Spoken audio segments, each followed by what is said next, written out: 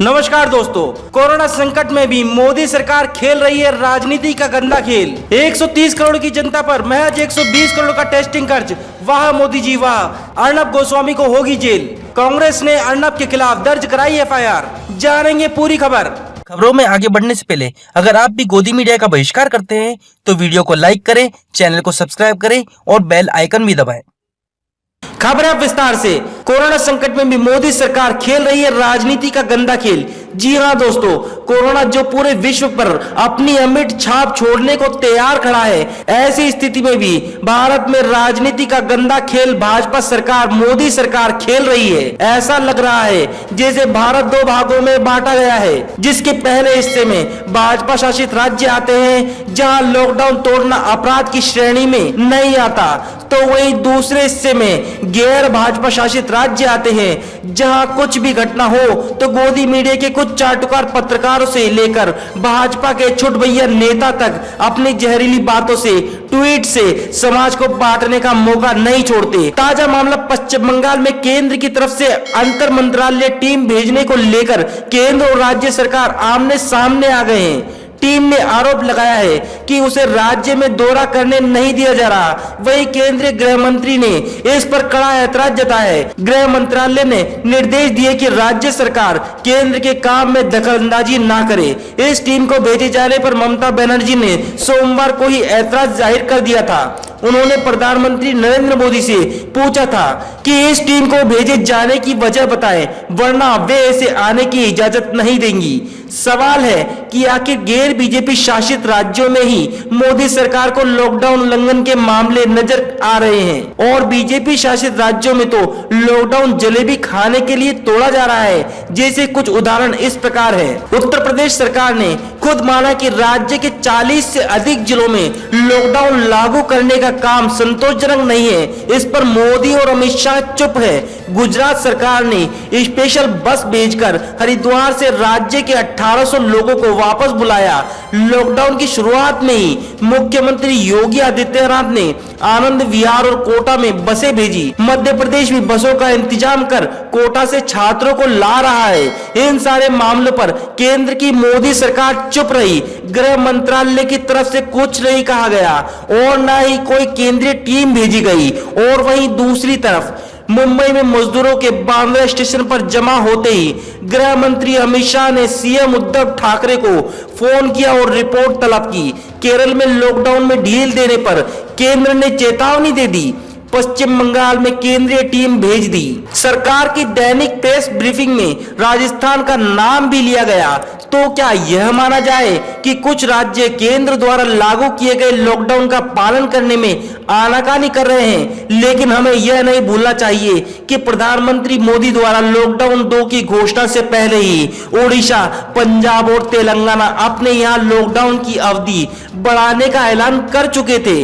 तो क्या माना जाए कि केंद्र और राज्यों के बीच तालमेल का अभाव है या फिर इसे राजनीतिक स्टंट माना जाए? दरअसल कोरोना महामारी जैसे संकट के जोर में केंद्र सरकार को बिना किसी भेदभाव के इस बीमारी के प्रसार को रोकने की कोशिश करनी चाहिए और ऐसे में राज्य सरकारों पर राजनीतिक छींटाकशी के बजाय उन्हें साथ लेकर फैसले करने चाहिए। लेकिन ऐसा होता दिख नहीं रहा है, इसलिए राज्य अपने हिसाब से कदम उठाने के लिए मजबूर हो रहे हैं। यहाँ यह भी देखना चाहिए कि मौजूदा संघीय व्यवस्था में राज्यों के राजस्व का बड़ा हिस्सा केंद्र सरकार से आता है, लेकिन काफी समय से वह रुका हुआ है। जीएसटी का राज्यों को बकाया नहीं मिल पा रहा है। ऐसे में साफ है कि केंद्र के कुछ राज्यों के लिए कुछ नियम है और कुछ के लिए अलग। हाल ही में कई गैर बीजेपी शासित राज्य कह चुके हैं कि प्रधानमंत्री के साथ वीडियो कॉन्फ्रेंसिंग में उठाई गई समस्याओं में से कुछ का ही हल अभी तक निकला है और बाकी परेशानियां जस की तस है। राज्यों के पास संसाधनों की भी कमी है।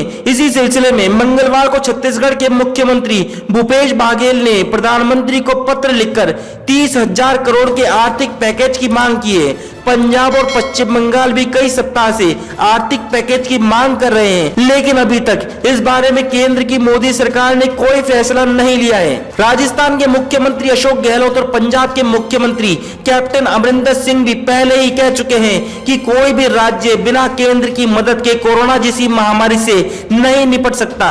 इस बात पर सवाल उठ रहे हैं कि आखिर गुजरात को अपने राज्यों के लोगों को हरिद्वार से वापस बुलाने की छूट कैसे दे दी गई। सूत्रों का कहना है कि इसके लिए केंद्र सरकार की तरफ से लॉकडाउन में ढील उपलब्ध कराई गई थी।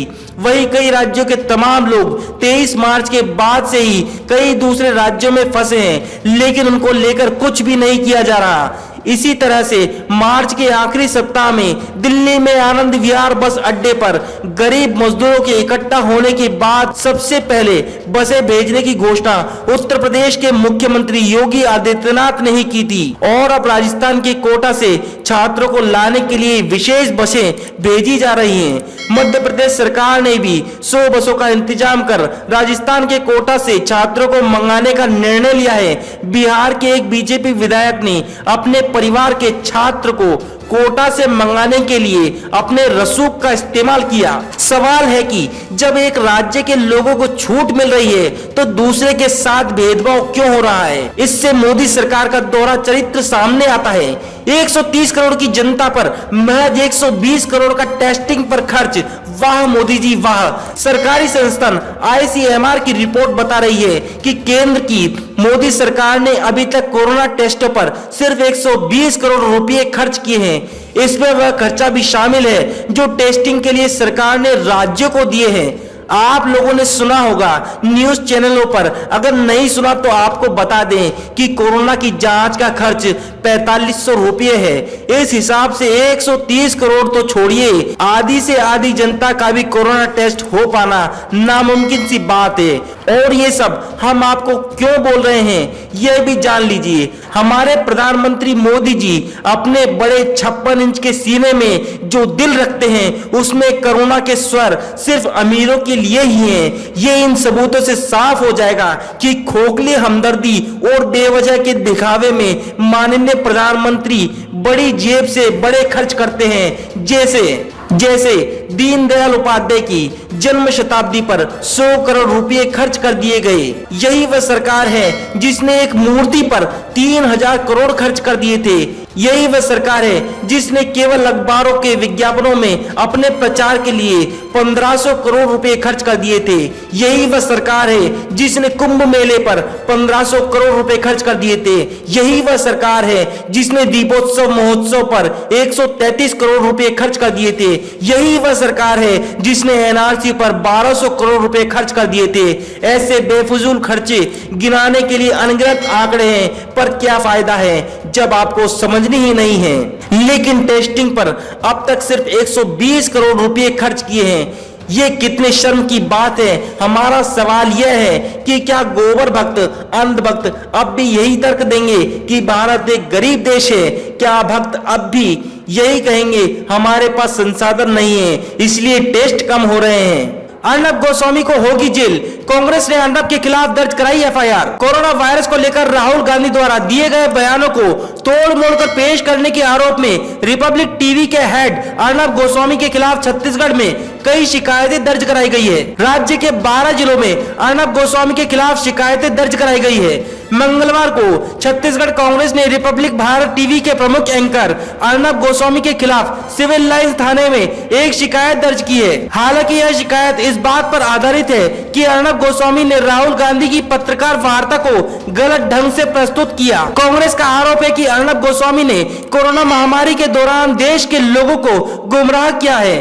फलस्वरूप उनके खिलाफ भारतीय दंड संहिता की धारा 153B, 188, 290, 500, 504 और 505 के साथ साथ डिजास्टर मैनेजमेंट एक्ट के तहत मामला दर्ज किया गया है। पुलिस सूत्रों का कहना है कि शिकायत को जल्द ही रोज न बचे में दर्ज करा लिया जाएगा और अर्नब गोस्वामी की गिरफ्तारी के लिए टीम दिल्ली भी रवाना होगी।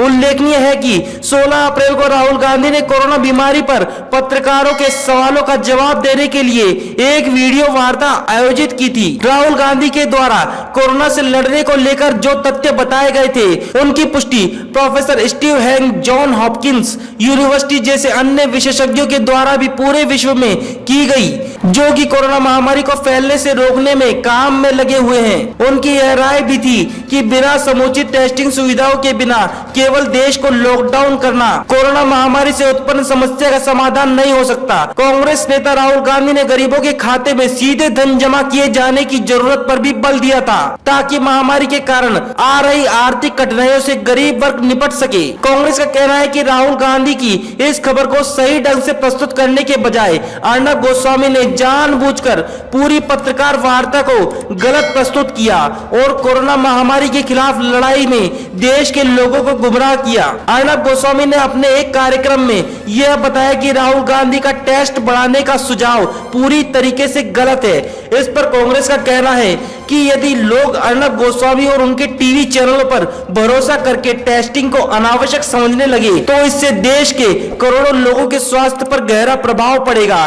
हम सब जानते हैं कि बिना टेस्टिंग के तो मलेरिया का इलाज भी नहीं होता। ऐसे में लोगों को ये संदेश देना कि टेस्टिंग बेफिजूल है, ये देश की जनता को गुमराह करने का एक प्रयास भी माना जा सकता है। तमाम ताजा खबरों के लिए हमारे साथ बने रहिए और सब्सक्राइब करें इंडियाज रियल पॉलिटिक्स, भारत की सच्ची तस्वीर।